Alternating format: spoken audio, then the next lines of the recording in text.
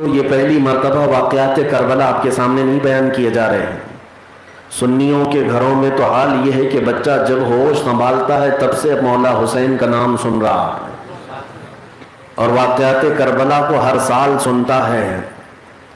لیکن ایک بات میں آپ کو یہ بھی بتا دوں کہ حسین اعظم کے واقعات کربلا 1000 بار بھی سنائیں تو پرانے نہیں لگتے ہیں۔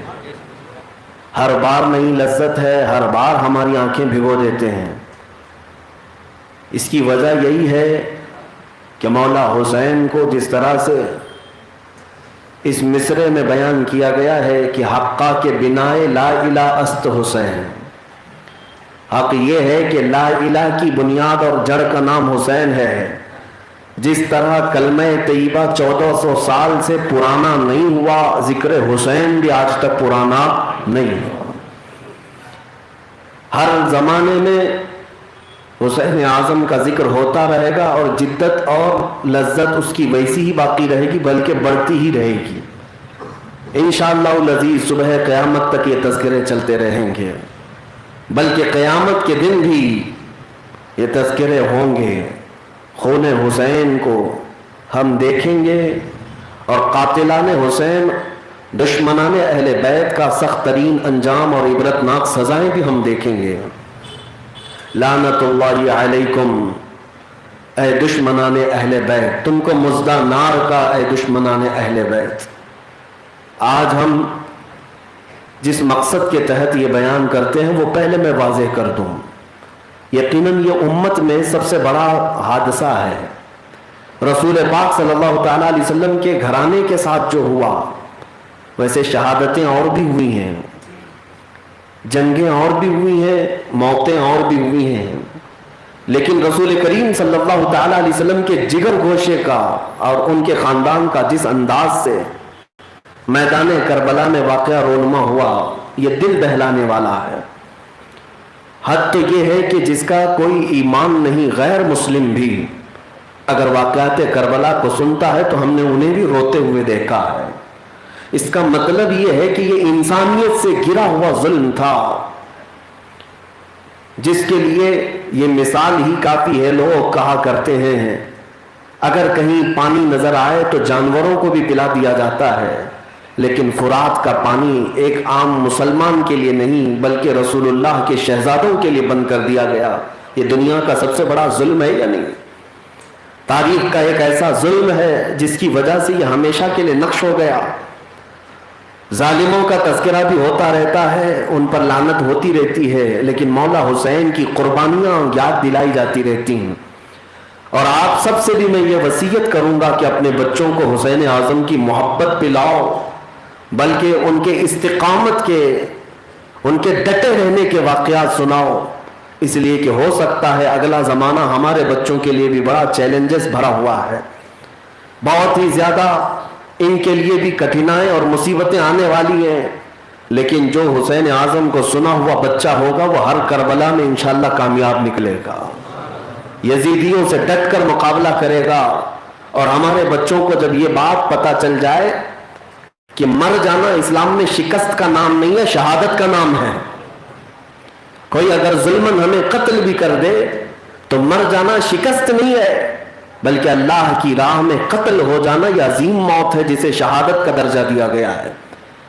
خوف، ڈر اور بزدلی جسے کہا جاتا ہے، یہ سینے سے نکال لے کربلا کے واقعات سننے کے بعد۔ خاص طور پر عزیزان گرامی، سارے صبر، سارے جمع مردیاں اور سارے استقامت جمع کر لیں تو میں سمجھتا ہوں کہ کربلا کے میدان کا وہ مقابلہ نہیں کر پائیں گی۔ امام حسین اعظم رضی اللہ تعالیٰ عنہ کربلا کے میدان میں جس طرح جمع مردی کے ساتھ ڈٹ کر کھڑے تھے، ایک ایک واقعہ آج بھی روح کو بھی تڑپا دیتا ہے اور بدن میں رونگٹے کھڑا کر دیتا ہے کہ آخر کتنی آزمائشیں، آزمائشوں پر آزمائشیں، آزمائشوں پر آزمائشیں، لیکن رسول اللہ کا یہ شہزادہ ہے کہ ایک قدم پیچھے لینے کو بھی تیار نہیں۔ لوگ ہلکی پھلکی مصیبتوں میں سمجھوتا کر لیتے ہیں، کمپرومائز کر لیا جاتا ہے، چلو میں تو مصیبت مول لوں گا، بچوں کی مصیبت تھوڑی نہ دیکھی جا سکتی ہے۔ دنیا میں بڑی آزمائشوں میں ہے اولاد کا دکھ، اولاد کا غم، اللہ کسی کو نہ دے. یہ بڑا امتحان ہوتا ہے. آپ پر اگر کسی نے چھری چلایا, آپ پر اگر کسی نے کوڑے مارے, تو طاقت ہے تمہارے پاس برداشت کرنے کی, لیکن تمہاری آنکھوں کے سامنے تمہارے لال کو, تمہارے بیٹے کو تڑپایا جائے, برداشت نہیں کر پاؤ گے. جو تمہارا سب سے عزیز ہے اسے کھونا نہیں چاہو گے. اور دنیا جب کسی کو ٹارچر کرتی ہے, بلیک میل کرتی ہے, تو اسے بذات خود مار کر کے نہیں, بلکہ اس کے ماں باپ کو, اس کے بھائی بہنوں کو, یا اس کے بچوں کو, اس کی بیویوں کو گرفتار کر کے اسے ٹارچر کیا جاتا ہے. دنیا ظالم یہ جانتی ہے یہ ہماری مار سے قابو میں نہیں آئے گا, لیکن اپنے عزیزوں کی مار سے تو قابو میں آ جاتا ہے. اچھے اچھے طاقتوروں کو دیکھا گیا وہ اپنے عزیزوں کے غم میں نچھاور ہو جاتے ہیں, کمپرومائز کر لیتے ہیں, سمجھوتا کر لیتے ہیں. لیکن میں نے تاریخ کا ایسا واقعہ نہیں دیکھا جس باپ کے ہاتھ میں 6 مہینے کے بچے کو مارا جا رہا ہو پھر بھی وہ ان کے ساتھ سمجھوتا کرنے کو تیار نہیں. صبر حسین, استقامت حسین بہت بلند درجہ ہے. قرآن نے جو آیت آئی ہے یا ایھا الذین آمنوا استعینوا بالصبر والصلاۃ, کسی بزرگ نے اس کی بہترین تشریح فرمائی, اے ایمان والو صبر سے مدد مانگو اور نماز سے.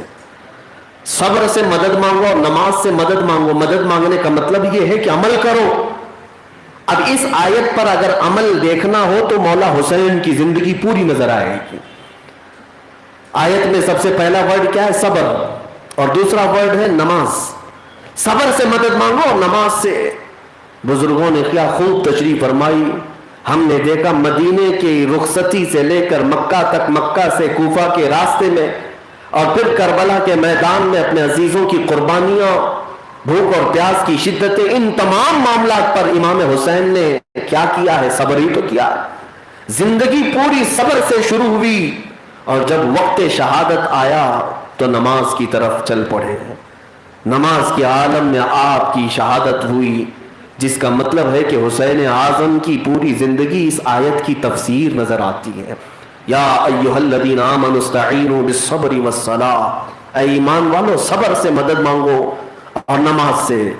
آج ہماری زندگیوں کے لیے بھی اللہ کی بارگاہ میں یہ بھیک مانگیں کہ مولا جو آفتیں آئیں, بلائیں آئیں, اور ظالموں کی طرف سے جو سختیاں آئیں, حسین اعظم کے توسل سے ہمیں صبر عطا کر, اور جب ہماری زندگی کا خاتمہ قریب آئے مولا ہمیں نماز کی حالت میں موت عطا فرما.